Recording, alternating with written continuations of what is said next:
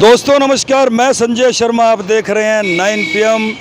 घरोंडा से एक बड़ी खबर निकल कर के आ रही है। इस वक्त की बड़ी खबर, पार्षद अमन जोशी के खिलाफ घरोंडा थाना में प्रकरण दर्ज कर लिया गया है। जी हां, बड़ी खबर इस वक्त घरोंडा थाना से निकल कर के आ रही है।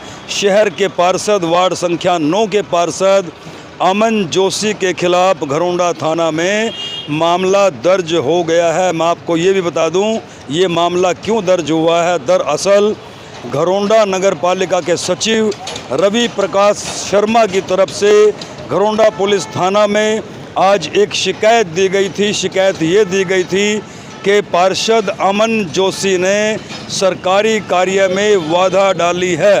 नगर पालिका गेट के सामने कल अमन जोशी ने सफाई कर्मचारियों का जो हड़ताल पर बैठे हैं उनका समर्थन करते हुए शहर से कचरा उठा करके नगर पालिका के मेन गेट पर पटक दिया था। नप्पा सचिव की शिकायत पर अमन जोशी के खिलाफ, पार्षद अमन जोशी के खिलाफ घरोंडा थाना में अभियोग दर्ज हो गया है। सीधा चलते हैं अमन जोशी के पास, उनसे जानते हैं कि उनके खिलाफ आज जो मामला दर्ज हुआ है उनका क्या कहना है। अमन जी, पर्चा दर्ज हो गया आपके खिलाफ सरकारी कार्य में वादा डालने का, क्या कहोगे?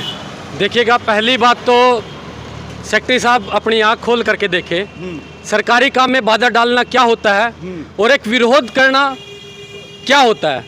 एक विरोध जताना अलग बात है। अगर सेक्रेटरी साहब आप कुछ काम कर रहे हो और मैं उसको रोक रहा हूँ तो वो है, पहले आप कानून जान करके आए, कानून पढ़ करके आए, आप असिस्टेंट है, वो तो मामला दर्ज हो गया। वो तो दर्ज हो चलो गया मामला। चलो कोई ना, वो मैं सेक्रेटरी साहब के संज्ञान में लेकर के आ रहा हूँ उस बात को कि सेक्रेटरी साहब थोड़ा देखे, क्योंकि अब जब पर्चे दर्ज हो गया तो मैं उस पर्चे का सम्मान करता हूँ, मैं कानून का सम्मान करता हूँ, कानून का ज्ञाता हूँ, पढ़ा लिखा हूँ और मैं लॉ कर रहा हूँ, अभी मतलब वकालत का विद्यार्थी हूँ, तो मुझे भी इतने कानूनों का पता है कि क्या है, किस तरीके से कानून चलता है, किस तरीके से प्रक्रियाएं होती है। अगर सेक्रेटरी साहब से मैं सवाल पूछूं, सेक्रेटरी साहब आपने आज तक अपने इस कंप्यूटर से कितनी दरख्वास्त भेजी पुलिस थाने में, कितनी पे कार्रवाई हुई और कितनी जल्दी कार्रवाई हुई?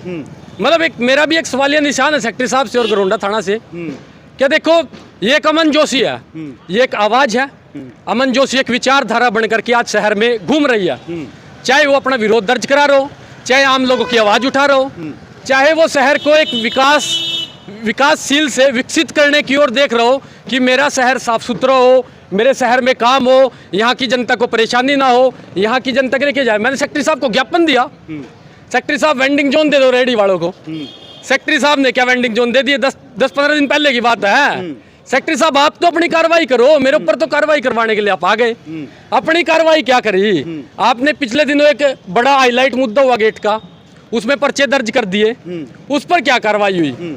मतलब मेरे ऊपर कार्रवाई कितनी है? मतलब सरकार ये ना सोचे कि अमन जोशी इन पर्चों से घबरा जाएगा।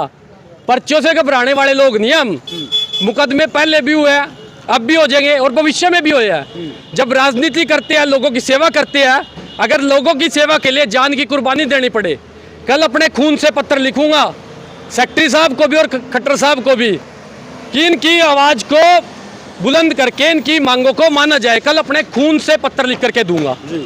ये अमन जोशी का खून है जो उबल रहा है और वो इस तरीके से उबल रहा है कि हजम नहीं हो रही है बात सेक्रेटरी साहब को। भाई सेक्रेटरी साहब हजम करो, वरना आज मोला ले लो।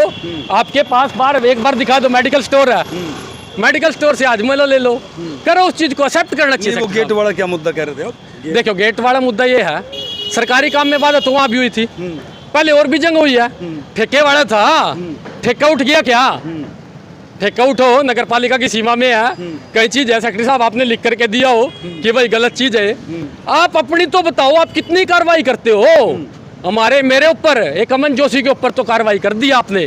शहर की आवाज उठाने वाले एक मात्र व्यक्ति जो आज शहर के लिए खड़ा है, उसके ऊपर तो कार्रवाई कर दी सेक्रेटरी साहब आपने। तो क्या लगता है आपको, आपकी आवाज दबाने की कोशिश है? देखिएगा, आवाज को जितना दबाया जाएगा उतनी उठेगी। अब देखो, दबंग लोग हैं, दबंग लोग अपनी आवाज उठाएंगे, उनकी आवाज को नहीं दबाया जाएगा। ये भी हो सकता है। देखो, हालांकि मैं किसी जाति धर्म इन सब में विश्वास नहीं रखता, क्योंकि मैं भारत के संविधान को मानता हूँ और उसमें सबसे पहली लाइन है हम भारत के लोग। तो हम ना किसी जाति में बटे ना किसी धर्म में बटे हुए हैं, तो हम सब भारत के लोग हैं। जब हम भारत के नागरिक हैं, संविधान बोलता है, विधानसभा बोलती है, लोकसभा बोलती है, तो क्या है हम भारत के लोग हैं। परंतु कहीं ना कहीं सेक्रेटरी साहब की मैं मंशा क्लियर कर दूँ, सेक्रेटरी साहब शायद एक वर्ग से चिढ़ने लग गया, या तो कुछ उनका पहले डिस्प्यूट रहा होगा किसी एक वर्ग के साथ, क्या उस वर्ग से चिढ़ करके सेक्रेटरी साहब सोच रहे कि भाई इसको भी दबा दे। मैंने कल भी बोला था सेक्रेटरी साहब कीड़े मकोड़े ना समझे। सेक्रेटरी साहब अमन जोशी है, अमन जोशी था और अमन जोशी रहेगा। सेक्रेटरी साहब अगर आपको ऐसा ऑफेंस करवाना है ना, बिना किसी पूछताछ के, मेरे से कोई पूछताछ नहीं करी गई। जिस आईओ ने मेरा केस दर्ज किया हो गया तो मेरे से कोई पूछताछ नहीं करी गई। हालांकि एक पुलिस अधिकारी ने बुलाया, पर उसने मुझे ये हिदायत दी भाई आप एक बार इसको बैठ करके सुलझा सकते हो, कोई इस तरीके की हिदायत नहीं थी, पर्चा होगा। तो वही बात है जो मैं कह रहा हूँ, क्या भाई उस मामले को देखो, क्या भाई मामला क्या है और किस तरीके से है, तो तस्वीर क्लियर हो जाएगी गरोंडा की जनता की। तो गरोंडा की जनता को भी बता रहा हूँ, आज अमन जोशी को दबाया जा रहा है, कल आप लोगों को दबाया जाएगा। आप लोगों ने बना करके भेजा, घर से 1 रुपया नहीं लगाया चुनाव में, आप लोगों ने पैसे दिए।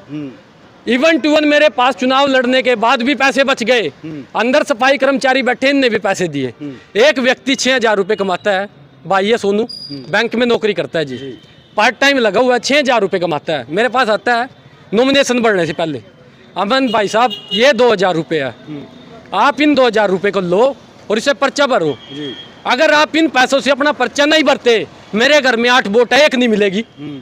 प्यार था। अगर हमारा तो अमन जोशी नेता शहर के लोगों ने बनाया, अपनी काबिलियत के दम पर बनाऊं, अपने आप से बनाऊं और लोगों के मुद्दे उठाने के लिए बनाऊं। आप मेरी आवाज को दबा करके देखो। तो मैं सेक्रेटरी साहब ये कह रहा, नॉन बेलेबल लगाओ मेरे ऊपर, बेलेबल मत लगाओ, मेरे को जेल में भेजो, तब देखो शहर के कितने लोग अमन जोशी बन करके उभरेंगे। ये तो बेलेबल है सेक्रेटरी साहब, मैं फिर आ जाऊंगा, बेल हो जाएगी, तो नॉन बेलेबल दो सेक्रेटरी साहब। तो अब क्या करोगे आप? मामला दर्ज हो गया, आवाज़ ही ऐसे बुलंद रहेगी या कुछ खून ठंडा हुआ है? देखिएगा मैंने दर्ज हो गया, खून ठंडा हो गया होगा कुछ? नहीं, देखिएगा मैं कानून का सम्मान करता हूँ। माननीय न्यायालय जो प्रक्रिया करेगा मैं उस प्रक्रिया को पूरी करूँगा, उसको निभाऊंगा और उसमें माननीय न्यायालय को कोऑपरेट करूँगा। जो मैंने ऑफेंस किया है, अगर मेरा ऑफेंस गलत है तो मैं वो भी मानता हूँ, परंतु जब मैंने कोई गलती की ही नहीं तो मैं उसको धक्के से तो मानने से रहा। और ये खून है, एक मतलब कहावत है, जिदे जिसम जीवन सिंह दा लहू और खून उबाड़ा खा जाऊगा। जीवन सिंह की औलाद है, महर्षि वाल्मीकि की औलाद है, महाराणा प्रताप का खून रगों में दौड़ रहा है, शिवाजी का खून रगों में दौड़ रहा है, इस देश के महापुरुषों का, सुभाष चंद्र बोस का खून रगों में दौड़ रहा है। भगत सिंह की ये चिंगारी है जो मेरे मुंह से निकल रही है, जिन्होंने हमें बोलना सिखाया। उधम सिंह जो मेरे आदर्श हैं, उनको मैं मानता हूँ। तो इन सभी मेरे आदर्शों का जो खून है इस तरीके से ठंडा नहीं होगा। अगर मुझे मार करके कहीं गिरा दिया जाए तो ये खून ठंडा होगा जिस तरीके से महात्मा गांधी को मारा गया, पर उसके लिए आपको नथुराम गोडसे को लाना होगा। अमन जोशी को मारने के लिए सेक्रेटरी साहब देख लो, आपको अगर नथुराम गोडसे कहीं मिलता है तो नथुराम गोडसे जी को लेकर के आए और मेरी हत्या कर दी। तो देखिए, आज अमन जोशी के खिलाफ नगर पालिका सचिव की शिकायत पर प्रकरण दर्ज हो गया है। इनका प्रकरण दर्ज होने के बाद इनका क्या कहना था वो भी आपने सुना। आप कितना इत्तेफाक रखते हैं हमारी चर्चा से शेयर ज़रूर कीजिएगा और अपनी राय ज़रूर दीजिएगा। हालांकि अमन जोशी ने भी अपने इरादे साफ कर दिए हैं कि इन मुकदमों से अमन जोशी की आवाज़ को दबाया नहीं जा सकता।